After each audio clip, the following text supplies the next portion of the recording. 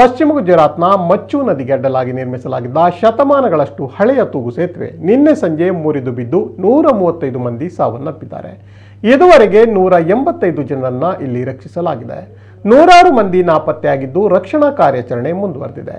ಸಾವಿನ ಸಂಖ್ಯೆ ಹೆಚ್ಚಾಗುವ ಸಾಧ್ಯತೆ ಇದೆ ಎಂದು ಪೊಲೀಸರು ತಿಳಿಸಿದ್ದಾರೆ. ನೌಕಾಪಡೆ, ರಾಷ್ಟ್ರೀಯ ವಿಪತ್ತು ನಿರ್ವಹಣಾ ತಂಡ, ಎನ್ಡಿಆರ್ಎಫ್, ರಾಜ್ಯ ವಿಪತ್ತು ನಿರ್ವಹಣಾ ತಂಡ, ಎಸ್ಡಿಆರ್ಎಫ್, ಅಗ್ನಿಶಾಮಕ ದಳ, ಮುಳುಗು ತಜ್ಞರು ಸೇರಿದಂತೆ 200ಕ್ಕೂ ಹೆಚ್ಚು ಸಿಬ್ಬಂದಿ ರಕ್ಷಣಾ ಕಾರ್ಯಾಚರಣೆಯಲ್ಲಿ ತೊಡಗಿದ್ದಾರೆ. ದೋಣಿಗಳನ್ನು ಬಳಸಿ ರಕ್ಷಣಾ ಕಾರ್ಯ ನಡೆಸಲಾಗುತ್ತಿದೆ. 200 ಮೀಟರ್ ಉದ್ದದ ಈ ಸೇತುವೆಯನ್ನು 19ನೇ ಶತಮಾನದಲ್ಲಿ ಬ್ರಿಟಿಷರ ಕಾಲದಲ್ಲಿ ನಿರ್ಮಾಣ ಮಾಡಲಾಗಿದ್ದು, ನವೀಕರಣದ ಪ್ರಯುಕ್ತ ಈ ಸೇತುವೆಯಲ್ಲಿ ಕಳೆದ 6 ತಿಂಗಳಿನಿಂದ ಜನಸಂಚಾರಕ್ಕೆ ನಿರ್ಬಂಧವನ್ನು ಹೇರಲಾಗಿತ್ತು. ಆದರೆ 4 ದಿನಗಳ ಹಿಂದೆಷ್ಟೇ, ಅಂದರೆ ಅಕ್ಟೋಬರ್ 26ರಂದು ಸಾರ್ವಜನಿಕರ ಬಳಕೆಗೆ ಮುಕ್ತಗೊಳಿಸಲಾಗಿತ್ತು.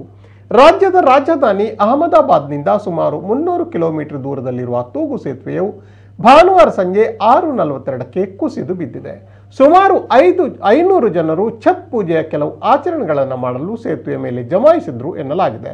ಜನರ ಭಾರ ಹೆಚ್ಚಾಗಿ ಸೇತುವೆ ಕುಸಿದಿದೆ ಎನ್ನಲಾಗಿದೆ.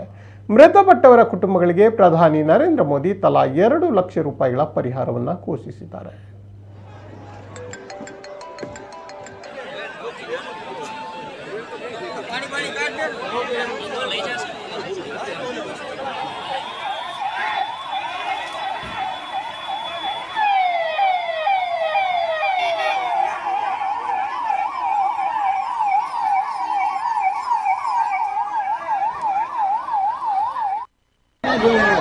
फोन भी जो तू नती शूटिंग शूटिंग